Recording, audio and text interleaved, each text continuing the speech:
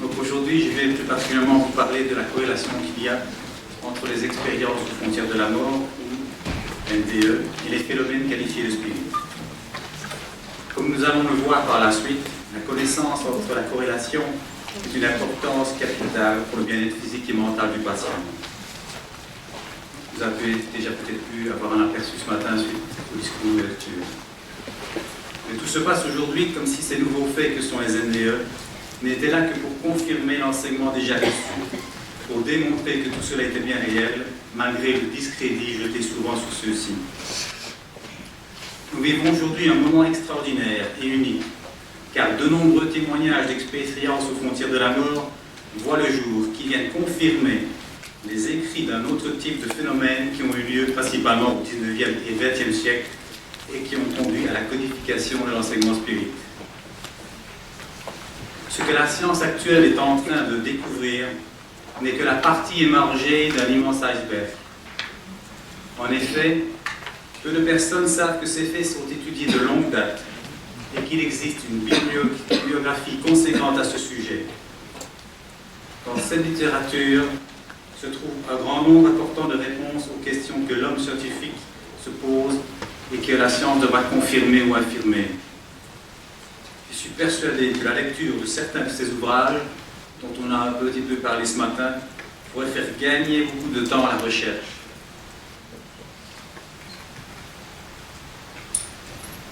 Actuellement, comme par le passé, ceux qui défendent les idées d'une conscience non locale ont souvent à subir le sarcasme d'une certaine catégorie de personnes. Mais au vu des recherches sérieuses menées actuellement en vue de faire des connaissances approfondies sur les expériences aux frontières de la mort, vont mettre tout un ensemble d'informations à disposition de tout un chacun. Depuis environ 2 décennies, les témoignages d'expériences aux frontières de la mort n'ont fait que s'amplifier, et fort heureusement, ceux-ci intéressent de plus en plus de personnes. S'il y a peu encore, on ne pouvait en parler librement, de peur d'être montré du doigt, ou pire encore, aujourd'hui, de plus en plus de personnes osent s'exprimer ouvertement. Je ne sais pas si vous avez entendu parler de Jean de Morzel, qui est un monsieur qui a vécu l'expérience de la mort il y a plus de 50 ans, et qui a dû se taire pendant de nombreuses années, parce que dès qu'il a essayé d'ouvrir la bouche, on ne l'a pas cru. Nous nous trouvons aujourd'hui face à des personnes de plus en plus nombreuses qui, ayant vécu des expériences spirituelles, sont à la recherche d'explications, aussi bien dans le domaine spirit que dans le domaine des NDE. Tout comme dans le cas des NDE, nous recevons dans nos centres des personnes qui vivent des perceptions entre guillemets particulières. Tout comme dans le cas des NDE, même la famille ne peut entendre entre guillemets ce que leurs proches ont vécu. Tout comme dans le cas des NDE, généralement les personnes qui ne savent pas où s'adresser et qui consultent d'autres médecins ne sont pas entendues, ce qui engendre pour elles une grande souffrance. Tout comme dans le cas des NDE, souvent elles se voient prescrire une médication qui n'est pas toujours nécessaire. Au travers de mon exposé, je vais me servir de la littérature spirit et plus particulièrement de celle des auteurs cités ci-après, pour démontrer que nous découvrons aujourd'hui au travers des EFM des phénomènes nouveaux, qui ne sont autres que la confirmation que ce que d'autres personnes ont vécu et vivent encore au travers d'autres types d'expériences. Avant d'entrer dans le vif du sujet et de la démonstration, je me propose de survoler quelques-uns des auteurs et ouvrages spirites qui méritent d'être lus, et à partir desquels je me suis servi pour faire cet exposé. Vous avez donc Allan Kardec qui modifie la philosophie spirit parce que ce qu'il faut savoir, c'est que malheureusement ce terme a été galvaudé et il ne représente plus ce qu'il est réellement.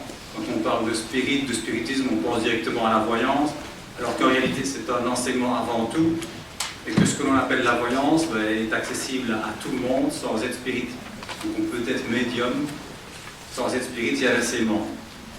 Vous avez aussi Frédéric Lozano qui est un anthropologue, William Crookes, un scientifique qui a entre autres découvert le thallium, le colonel de Rorschach, Gabriel Delanne, Léon Denis, que l'on appelle le poète du spiritisme, et le docteur Gelet. À l'évidence, à la lecture de certains de ces titres, vous pouvez déjà constater que la matière ne manque pas pour argumenter, d'une part, la survivance de notre conscience et la communicabilité des esprits, qui ne sont autres que nos chers disparus, et d'autre part, la corrélation qu'il y a entre les phénomènes qualifiés de spirit. À titre d'information, tous ces ouvrages sont téléchargeables gratuitement sur notre site, parce qu'il faut savoir que de nombreux livres ne sont plus édités malheureusement de nos jours. Et donc il est possible d'aller sur le site de l'Encyclopédie Spirit, les télécharger gratuitement pour celui qui s'intéresse. Je crois que ça peut apporter pas mal de renseignements. Je lis régulièrement des livres, que ce soit le livre du Dr Pim van Lommel, ou de Mario Beauregard, ou d'autres. Et je vois apparaître des questions par rapport à leurs constatations, et je me dis, ben, c'est dommage, parce que dans la littérature, on a certaines réponses par rapport à cela. Le but de cet exposé est donc de démontrer que les témoignages vécus et décrits au travers des expériences aux frontières de la mort viennent corroborer donc les témoignages fournis par le monde spirituel. Je ne vais pas rentrer dans tous les détails d'une expérience aux frontières de la mort, je vais juste me contenter d'énumérer les phrases principales et de les comparer aux faits spirites qui sont repris dans notre littérature.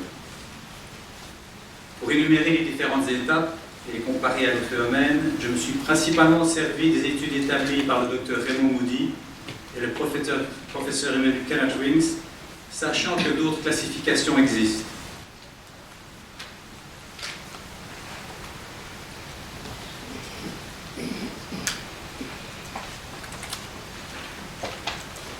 C'est le problème de la technique, il me manque pas de transparence, c'est pas grave.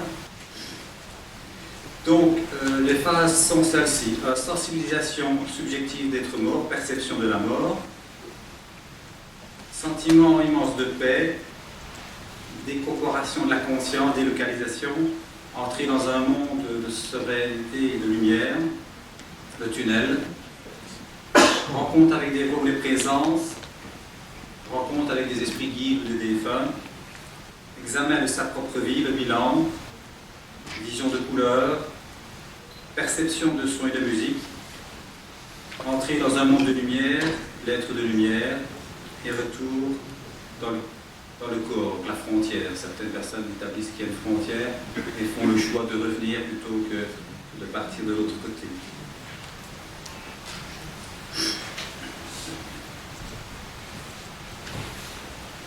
Je vous prie de m'excuser, mais il y a un souci par rapport...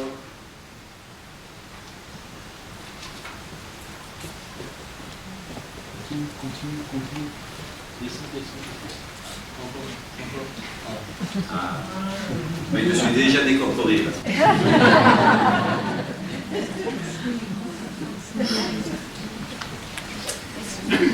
Avant de poursuivre, il est important de noter que ces expériences aux frontières de la mort transforment souvent les personnes qui le vivent. Et c'est ainsi qu'après une expérience aux frontières de la mort, une partie des personnes n'a plus peur de la mort, garde de l'intérêt pour la vie, car elle a le sentiment qu'elle a quelque chose à accomplir ou à finaliser, sort transformée par son expérience et change totalement de dynamisme intérieur, et acquiert des nouvelles perceptions que l'on appelle perceptions cibles. À cette occasion, je vous recommande quelques livres, donc le livre de Pim van Lommel que vous avez ici à l'entrée. Vous avez aussi Melvin Moos qui a écrit un livre aux frontières de la mort ou de la lumière. Et Nicole Dron, qui est une dame qui a vécu une NDE et qui appelle son livre 45 secondes d'éternité. Je ne sais pas si vous connaissez, mais c'est un titre qui veut tout dire parce que en quelques secondes, elle a l'impression d'avoir vécu énormément. Elle a eu des visions par rapport à même son futur, des choses qui sont réalisées. Et ici, la petite anecdote de ne pas parler avant 17 ans, elle ne comprenait pas quand elle est arrivée Elle avait 26 ans et dans le message qu'elle a eu de l'au-delà, quand elle était dans son coma dépassé, on lui a dit il ne faut pas parler de ça avant 17 ans. Elle s'est dit pourquoi, elle ne comprenait rien, elle ne savait rien. Et puis c'est par la suite qu'elle s'est rendue compte que 17 ans correspondait à la sortie du livre de Raymond Moody. Et donc alors là, le moment était venu d'en parler. Il y aura encore d'autres témoignages, je pense qu'apparemment d'autres personnes ici ont déjà lu le livre. Par souci de facilité, je n'ai pas repris une à une les différentes étapes des NDE pour faire cette démonstration, mais j'attirais plus particulièrement l'attention qu'un témoignage abordera un point précis de celle-ci. Ce qui est important de bien comprendre, c'est que ces explications reprises ne sont pas des avis personnels, mais bien des témoignages et informations provenant de ceux que l'on appelle les morts, transmis au travers de ceux qu'on appelle les médiums. Dans d'autres cas, ils proviendront d'expériences personnelles, mais ils font partie des faits et non d'une théorie quelconque. Je vais tout d'abord aborder comme premier cas un extrait du livre d'Ernest Bozano, Les phénomènes psychiques au moment de la mort. Nous avons ici donc le décès de Mme Botrel. On retrouve 3 points du net 2 dans ce témoignage. Elle a disparu, a vu un ange. Elle a entrevu un coin radieux de l'autre monde. Et au moment de son décès, de son départ, elle a aperçu l'esprit de sa mère. Ce témoignage reprend les témoignages de la servante de la couturière, qui sont restés au chevet de la malade, et puis le retour de son mari après la guerre. Je commence ici le récit. Donc, elle levait les yeux au plafond et disait que c'est bon ce qui m'attend, que Dieu est bon pour moi, me laissez voir un peu. Mes amis, voilà un ange à ma gauche. Ce sont vos prières qui l'ont fait venir, mais c'est curieux qu'ils n'ont pas d'aile. C'est un point important à dénoter ici, c'est que dans l'instruction religieuse qu'elle avait reçue, on représente toujours les anges avec des ailes. Ici, elle aperçoit un être lumineux qu'elle qualifie d'ange, mais non pas d'ailes, contrairement à ce qu'elle a reçu comme éducation, ce qui démontre quelque part que ce n'est pas une influence éducative, mais plutôt une perception qui la déroute quelque part. Vous allez voir par la suite, j'ai un témoignage similaire qui va encore venir d'un autre cas. Plus loin, elle nous dit ceci. Sa figure devient rayonnante par moments. Elle reste en extase, fixe ses yeux au plafond. Et elle dit, oh le ciel, disait-elle, c'est beau, voilà les anges, ah maman. Nous n'osions plus parler, alors, tellement c'était touchant de lui voir un tel moment de joie au milieu de ses souffrances. Donc elle est quelque part entre 2 états de conscience, elle est toujours ici, où elle peut relater ce qu'elle perçoit, et là, quand elle est ici, elle ressent toutes les souffrances de son corps, et par moment, elle est suffisamment détachée que pour voir ce qu'il y a autour d'elle, ce qui l'attend, et ses souffrances disparaissent dans ces moments de transition. Et puis alors, le mari revient. Je n'arrivais à Pont-Aven qu'à 10 h le mardi. Elle ne pouvait plus parler depuis 5 h du matin. Mais elle avait sa pleine conscience. À 14 h précises, 14 h précises, elle dit tout à coup, et d'une voix claire et joyeuse, « Maman, ce fut tout. » Ce sont là ses dernières paroles. Donc il est important de noter dans ce cas-ci, c'est que Mme Botrel est restée lucide jusqu'au bout. Mais c'est assez extraordinaire de voir que pendant plusieurs heures, elle ne savait plus parler, et puis qu'au moment où elle a vu sa maman, elle a su prononcer ce mot et est partie la retrouver. Donc on constate, à partir de l'expérience, que dans certains cas, la médiumnité ou perception aussi s'active dans des circonstances particulières, comme le cas de choc émotionnel, de maladie grave ou d'LDE. Le deuxième cas donc, est extrait aussi du même livre, c'est Daisy, une petite fille de 10 ans. Et donc ici, elle est restée pendant un certain temps dans sa maladie, à s'exprimer très longuement et à apporter de nombreux commentaires. Bon, je ne reprends vraiment que des extraits des passages les plus importants et les plus probants, parce que c'est carrément un livre complet qui traite du sujet. Étant tombée gravement malade, elle a eu le pressentiment de sa fin malgré les pronostics favorables des médecins. Donc là, elle a une perception, elle sait qu'elle va mourir, mais les médecins pensent au contraire. 3 jours avant son décès, elle devient clairvoyante. Son entourage le remarqua par suite d'une citation de la Bible faite par son père. Citation qui fit dire à la malade qu'elle espérait revenir quelquefois les consoler. Donc elle dit ceci, je demanderai à mon frère si la chose est possible, ajouta-t-elle. Oui, quelques instants plus tard, elle a répondu, oui, mon frère a dit que je pourrais venir, mais que vous ne me verrez pas, mais que je serai présente. Et donc son frère était mort 7 mois auparavant de la scarlatine.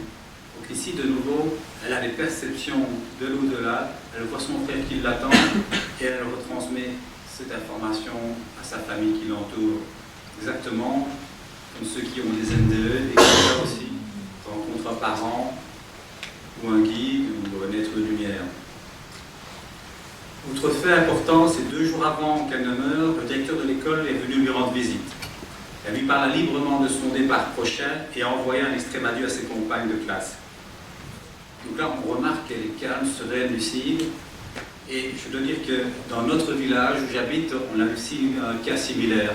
Il y a quelques années, une petite fille de 9 ans qui a été gravement malade et qui, avant de mourir, a souhaité faire venir sa classe pour dire qu'elle allait partir. Et c'est elle qui consolait ses parents. Alors c'est assez extraordinaire parce que c'est elle qui va partir et elle console ses parents en lui disant voilà, c'est pas fini, il y a autre chose par la suite. Je poursuis. Avant de s'en aller, le directeur adressa à la malade une phrase biblique plutôt obscure. Donc le directeur lui dit ma bonne Daisy, lui dit-il, tu es près de passer le grand fleuve ténébreux. Quand il fut parti, elle dit à son père quelle erreur, il n'y a pas de fleuve à passer. Point un rideau de séparation. Il n'y a même pas une ligne de distinction entre cette vie et l'au-delà. Elle tendit ses mains hors du drap en faisant un geste approprié et elle dit « L'au-delà, c'est l'au-deçà. Je sais que c'est ainsi parce que je vous vois et en même temps je vois les esprits. » Et donc, là de nouveau, contrairement à ce que son directeur lui dit, contrairement à l'éducation reçue, eh bien, elle a d'autres perceptions de ce qu'on lui a dit, de ce qu'on lui a enseigné. Elle continue. Ma chère maman, je voudrais que tu puisses voir mon frère qui se trouve près de toi. Instinctivement, la maman a regardé autour d'elle. Et puis Daisy a continué. Tu ne peux pas le voir parce que tes yeux spirituels sont fermés. Alors que moi, le lien qui me retient à mon corps, retient à mon corps est encore très faible puisque je vais quitter la vie. Donc ici, on symbolise les médiums qui ont la faculté de percevoir l'autre dimension. Eh bien, ils nous donnent l'information que ce fameux corps invisible est relié au corps physique. Et c'est un peu quelque part ce que la petite Daisy nous exprime à travers ce fil très fin qui la retient encore à la vie. C'est ce lien qui rattache ce fameux corps invisible. Et comme elle est justement libérée d'une certaine contrainte matérielle, elle a une vision beaucoup plus large que quelqu'un qui est vraiment ici dans la vie matérielle. La maman a alors demandé, et tu l'as dit en ce moment, lui répond-elle. Et la maman lui dit, mais tu n'as même pas parlé, tu n'as pas bougé les lèvres. Et elle sourit en répondant, nous parlons par la pensée. Et là, de nouveau, on trouve le même phénomène dans les expériences aux frontières de la mort, où les personnes rapportent des témoignages, où ils savaient tout, ils entendaient tout, et communiquaient par la pensée sans parler avec l'aide de lumière ou avec l'entité qu'ils percevaient autour d'elle. La maman alors lui a demandé sous quelle forme elle apparaissait, et là elle lui dit qu'ils apparaissent dans un genre de drap enveloppé, et que c'est quelque chose qui est merveilleux et qui rayonne.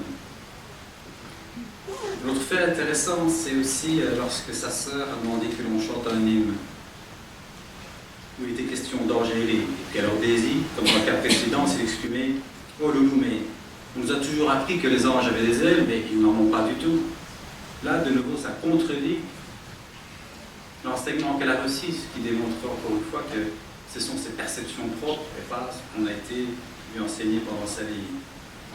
Et alors sa sœur lui dit « Mais il faut bien des ailes pour se déplacer. » Et Daisy s'explique en disant « Mais non, ils volent, ils se transportent, ils n'ont pas besoin de pieds ou quoi que ce soit, ni d'ailes, ils se déplacent carrément comme ça. » Et là, de nouveau, dans le cadre des expériences aux frontières de la mort, les personnes arrivent à voir des personnes qui sont dans une autre place, dans un autre lieu.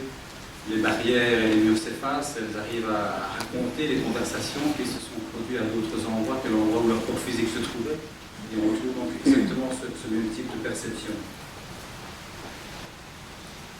Alors, elle poursuit. Avant que n'apparaisse le lendemain, je ne serai plus donc là. Elle a vraiment conscience que c'est ces derniers moments, ces derniers instants, malgré l'avis contraire des médecins, au départ, elle sait qu'elle va partir.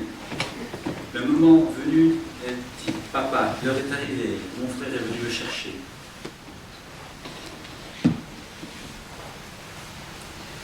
Avant de partir, elle demanda que l'on chante.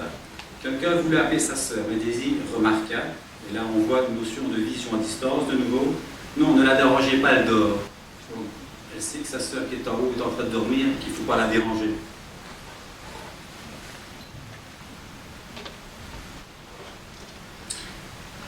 Et alors, juste au moment où les aiguilles ont marqué l'heure pressentie pour son départ, elle tendit les bras vers le haut, disant « Je viens » et cessa de respirer.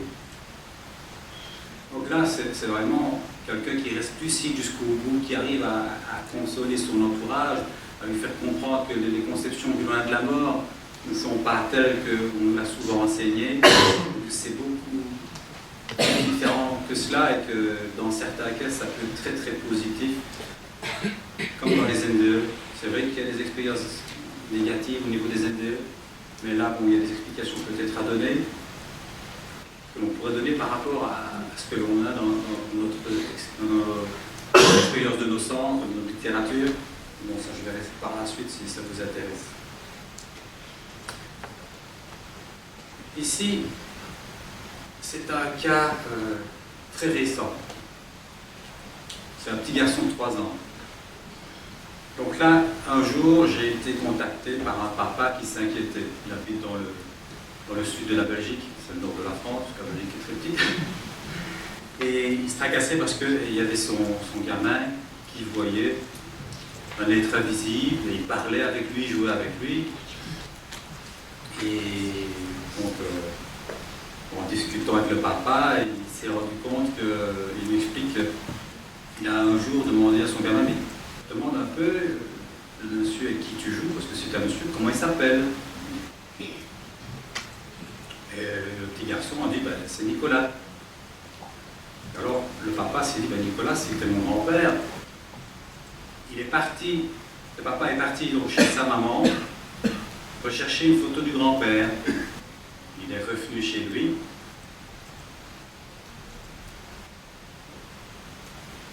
Et puis alors, il a montré la photo du gamin sans rien dire. Il dit, tu connais ce monsieur-là? Et le gamin dit, oui, c'est Nicolas. Donc ça, c'est quelque chose d'extraordinaire parce que le gamin, souvent, les parents voient leurs enfants en bas âge jouer avec, tout seul, parler tout seul. Dans certains cas, ça peut être l'imaginaire, c'est clair. Dans certains cas, il y a des perceptions, j'ai d'autres témoignages du même style. Mais ici, ce qui est extraordinaire, c'est qu'on a pu le vérifier. Nicolas était le nom du grand-père du papa. Il est allé chercher la photo, il a montré à son fils de 3 ans, qui ne connaissait rien. Et sans rien dire, il dit, c'est Nicolas, c'est quand même un superbe témoignage.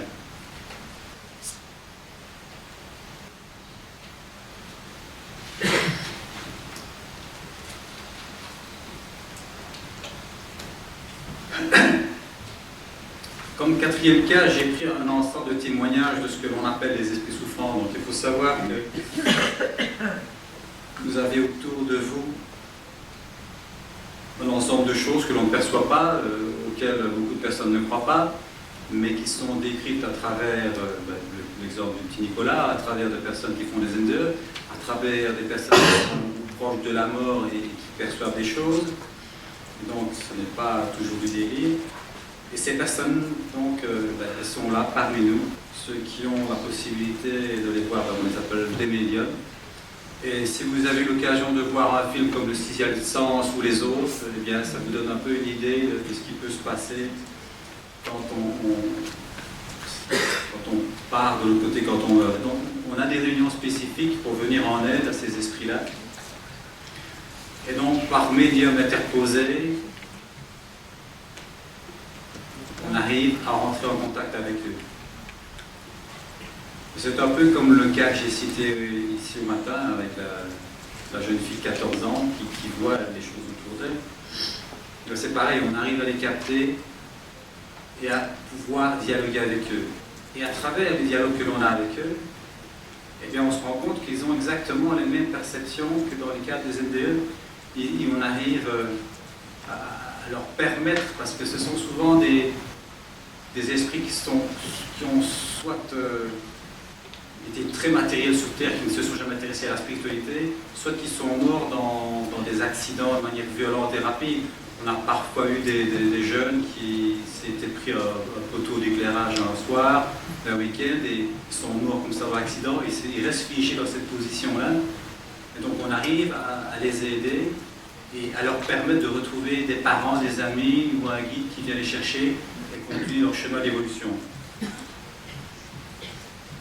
Donc des exemples comme ceux-là, on pourrait en citer à l'infini, mais ces témoignages, ces contacts sont porteurs d'un message beaucoup plus important que ces phénomènes-là qui malheureusement ont conduit à des dérives de différentes sortes. Donc, au risque d'en surprendre plus d'un, les messagers de l'au-delà, pour les appeler ainsi, utilisent depuis près de 2 siècles des méthodes variées et multiples pour interpeller l'humanité à des réalités qui ne sont généralement pas reconnues parce qu'elles ne font pas partie de nos 5 sens. En réalité, la corrélation qui existe entre les expériences aux frontières de la mort et les phénomènes qualifiés de spirit, c'est-à-dire appartenant au domaine de l'esprit en tant que partie indépendante de notre être et survivant à la mort de notre corps physique, n'est que, comme je l'ai dit précédemment, que la partie émergée d'un immense iceberg. Les NDE ne sont qu'un des moyens que le monde invisible est à notre disposition pour tenter de prouver la survivance de notre conscience.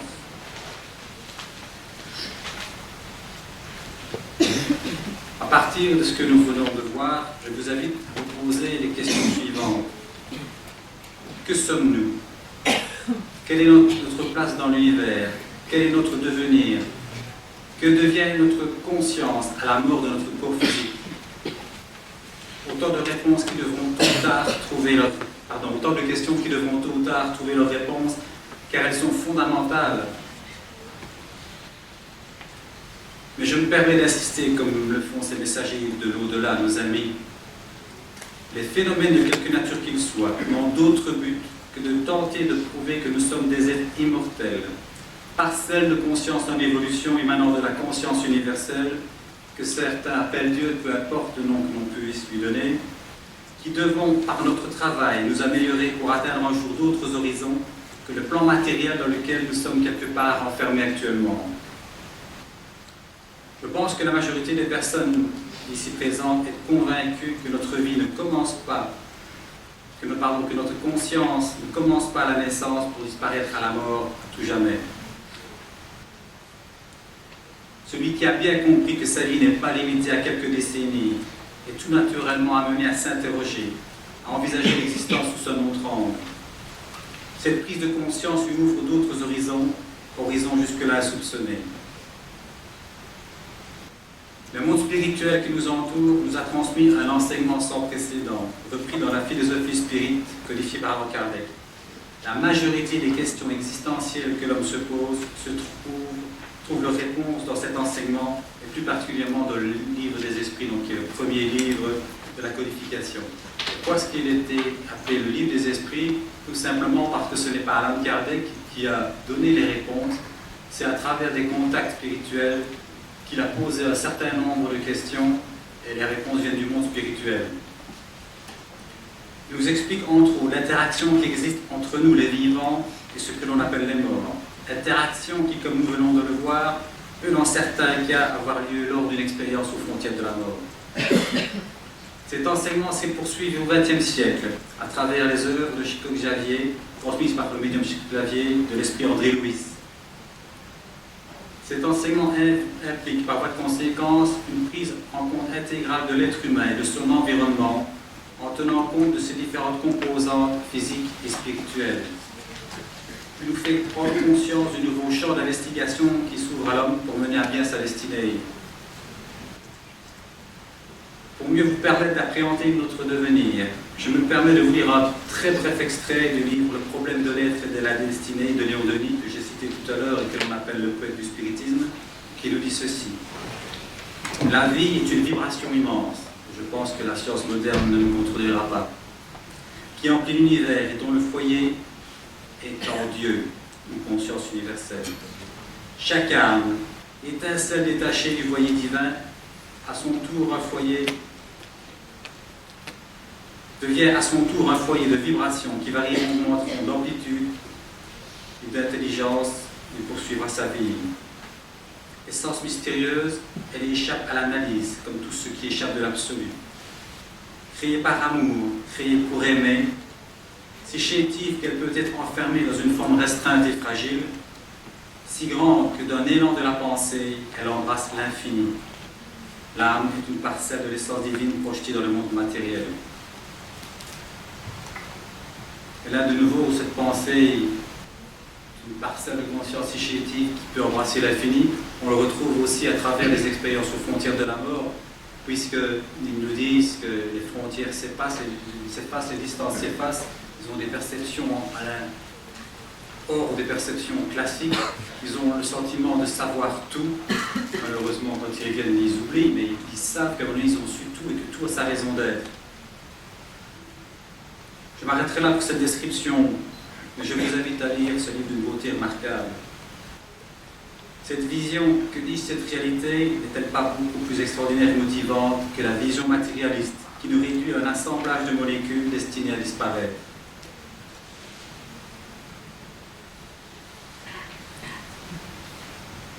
À partir de ce bref exposé, je vous invite à constater qu'il existe bien un lien entre les perceptions médiumniques ou spirites et les phénomènes qualifiés d'NDE. En effet, nous savons maintenant, grâce à différentes études, dont la plus étendue est celle du Dr Pim van Lommel, que les personnes ayant vécu des expériences aux frontières de la mort acquièrent des facultés de perception que l'on peut donc qualifier de paranormales ou psy. Il apparaît donc que dans certains cas, quelque chose se passe au niveau de notre cerveau, ouvrant, pourrait-on dire, une porte vers une autre réalité. De son côté, l'enseignement spirit nous apprend qu'il existe différentes étapes de développement biologique, spirituel et sensitif dans l'homme. Pour ne pas dire dans la femme, puisque en réalité ce sont elles qui sont majoritairement concernées par ces perceptions. Il semble donc que dans certaines conditions, la biologie de notre cerveau subit des changements pouvant élargir le champ de nos perceptions. C'est le docteur Sergio Felipe de Rivera, d'ailleurs, il y a une théorie selon laquelle la glande pénéale, dont on a parlé tout à l'heure, indépendamment de ses fonctions biologiques bien connues, serait un genre d'émetteur-récepteur d'un niveau subtil qui échappe actuellement au champ d'investigation de l'homme. Cela reste bien sûr à confirmer. À partir de ces constatations, de nombreuses interrogations surgissent auxquelles le monde scientifique devra répondre en menant des investigations sérieuses et objectives. Je suis d'ailleurs heureux de voir que de plus en plus de médecins et de scientifiques se penchent sérieusement et objectivement sur le fonctionnement de notre nature, sur le fonctionnement sérieux de notre subconscient. Je reste convaincu qu'à travers ces recherches, qui vont s'amplifier dans les années à venir, elles ne feront confirmer les recherches précédentes qui ont abouti à la codification de la philosophie spirit. Dans le cadre de ces investigations, la science devra notamment répondre aux questions suivantes. S'il est démontré que notre conscience est non locale, peut-elle continuer à exister indépendamment de notre corps physique? Autrement dit, survit-elle à la mort de celui-ci? Notre conscience ne fait-elle qu'un passage sur Terre dans un corps de chair, ou bien en fait-elle plusieurs? Les personnes considérées comme malades mentales relèvent-elles toutes de la pathologie, ou bien certaines ont-elles tout simplement des perceptions d'un autre niveau que d'autres n'ont pas? Si tel est le cas, les thérapies actuelles sont-elles adaptées pour ces personnes? Si la science venait à confirmer la survivance de notre conscience, le nombre de questions que nous devrons nous poser sera encore beaucoup plus vaste, car ces découvertes n'impliquent pas uniquement le domaine des soins de santé, mais tout notre système de valeurs actuelles et le mode de fonctionnement entier de notre société. Mais avant que la science ne confirme et ou accepte ces idées, nous ne pouvons plus attendre. Dans l'immédiat, un des enjeux aujourd'hui est de pouvoir faire la différence entre une personne qui souffre d'une pathologie quelconque et celle qui a simplement des perceptions hors du commun. Pour arriver à un tel résultat, il faut avant tout que les personnes impliquées dans les domaines des soins de santé acceptent cette hypothèse. Certains ont déjà franchi le pas. C'est d'ailleurs un des objectifs de nos congrès, et je reste convaincu que dans un avenir proche, d'autres le franchiront de plus en plus nombreuses. Je vous remercie de votre attention.